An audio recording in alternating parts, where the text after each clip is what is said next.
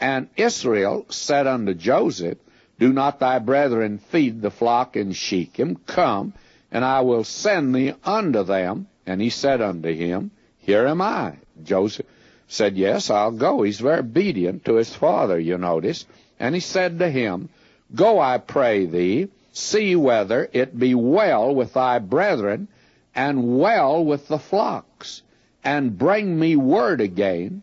So he sent him out of the vale of Hebron, and he came to Shechem. You see, all the way from Hebron up to Shechem. And a certain man found him, and behold, he was wandering in the field. When he got up by Shechem, he began to look around everywhere. That's rugged terrain up there, by the way. And this boy, Joseph, he couldn't find him. The man asked him, saying, What seekest thou? I think the man said, Well, you passed my tent here half a dozen times. Who you looking for? And he said, I seek my brethren. Tell me, I pray thee, where they feed their flocks. And the man said, They are departed hence, for I heard them say, Let us go to Dothan. And Joseph went after his brethren, and found them in Dothan. Now, Dothan is a long ways north of Shechem, by the way. Dothan is right near the valley of Esdraelon. This is where they had gone. And so Joseph went up there, and he found them. And when they saw him afar off, even before he came near unto them, they conspired against him to slay him. Now, they certainly hated him. And they say, Now we're going to get rid of him. After all, they are probably 100 miles from home. And they say, We're going to get rid of him now. And they said one to another, Behold, this dreamer cometh. Well, here comes the dreamer.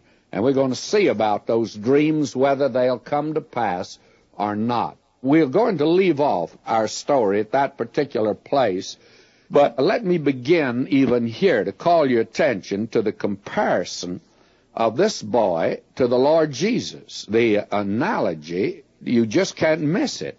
To begin with, the birth of this boy Joseph, you see, was practically miraculous. In fact, it was miraculous in his case.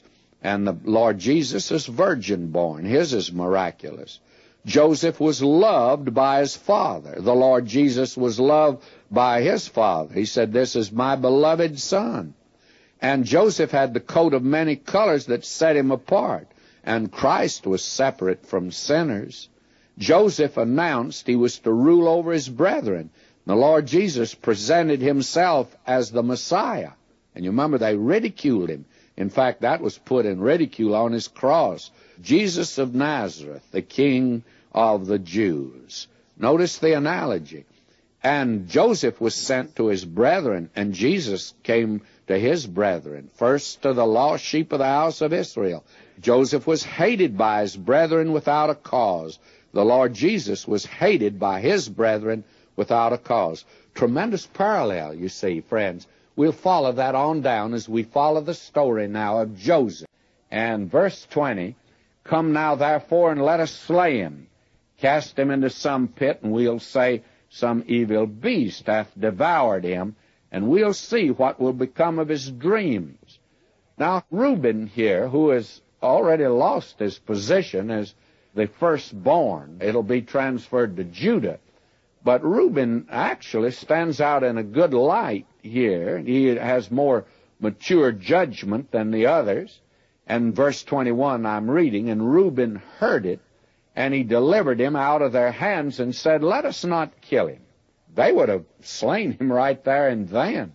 But Reuben intervened, and he rescued him and said, Look, brethren, let's not kill him. And Reuben said unto them, Shed no blood, but cast him into the pit that's in the wilderness. Lay no hand upon him, that he might rid him out of their hands to deliver him to his father again. Now, it was Reuben's avowed purpose that when he was put in the pit, that he would slip back and take him out of the pit and take him home to his father and tell him what had happened. But when he was put in the pit, it came to pass, verse 23, when Joseph was come unto his brethren, they stripped Joseph out of his coat of many colors that was on him. In other words, that coat was like waving a red flag in front of a bull because they hated him. That set him apart from them, and they certainly didn't like that by any means, because several of them, according to the law of primogeniture, that is, that the elder has prior claim, why, there were several of them that were older than he was. And they took him and cast him into a pit. And the pit was empty, there's no water in it. And they sat down to eat bread, and they lifted up their eyes and looked, and behold, a company of Ishmaelites came from Gilead with their camels, bearing spicery and balm and myrrh, going to carry it down to Egypt. These were traders that were going by. And Judah said unto his brethren, What profit is it if we slay our brother and conceal his blood?